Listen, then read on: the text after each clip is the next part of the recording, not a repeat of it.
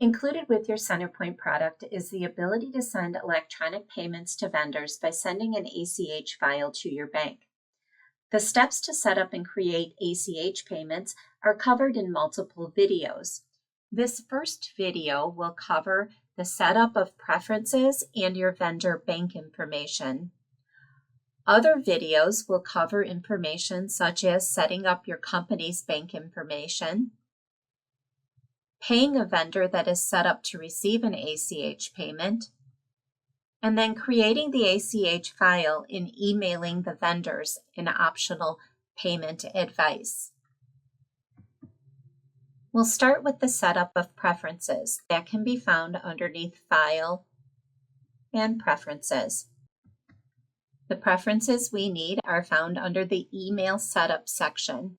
And the first one, called Emailed Setup, is used for sending out any kind of document out of CenterPoint, such as invoices that are emailed out, purchase orders, sales orders, and so on. The system needs to know a little bit about your email service, and so the settings are set on the Database tab. For more information about these settings, though, you'll want to go to another video, which you can get to by clicking on the Help button on the bottom right-hand corner of your screen.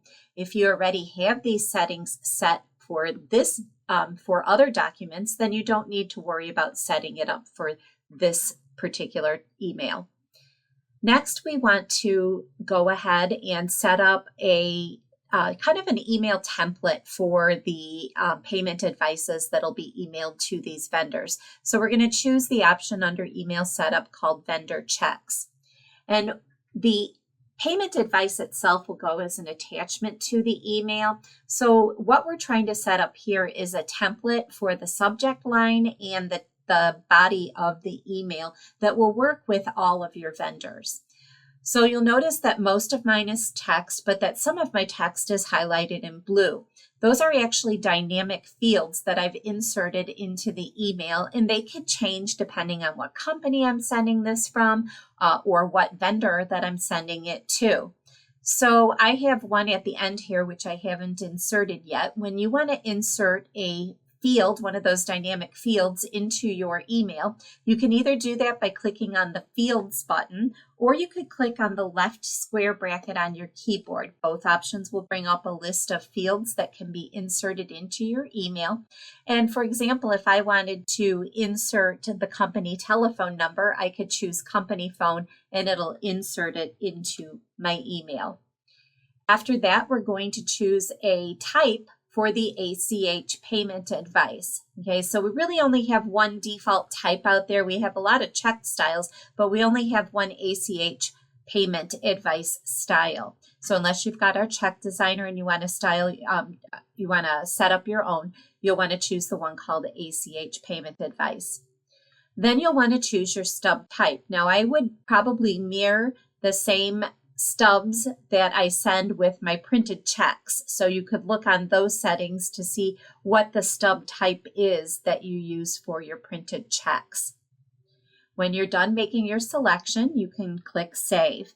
And now we're ready to set up the vendor information, which you can do by going to either Setup in Vendors or Setup in Names.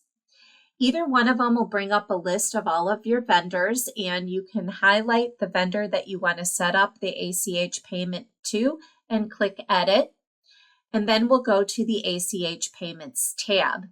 When you're ready to activate ACH payments for this vendor, you'll want to check the box that says Activate ACH Transactions.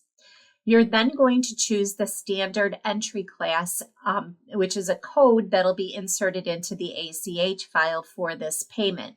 There's 3 to choose from, and for a description of these standard entry classes, you'll want to click on the Help button on the bottom right-hand corner of this screen, and it'll give you a further description of those standard entry classes. Then you're going to choose a transaction code. So you're going to select whether or not this is going into a checking account, a savings account, or is paying back a loan. And for each, there's 2 statuses. There's a pre-note and then a checking account. In order for this vendor to receive a payment electronically, it needs to be set to the one that says either checking account credit, savings account credit, or loan account credit. However, prior to them receiving an electronic payment, we should send a pre-notification file to the bank to verify that all of the information is correct. So initially, you will usually set this in a pre-note status. So you'll either use pre-note checking, pre-note savings, or pre-note loan. A following video, we'll talk about creating that pre-notification file.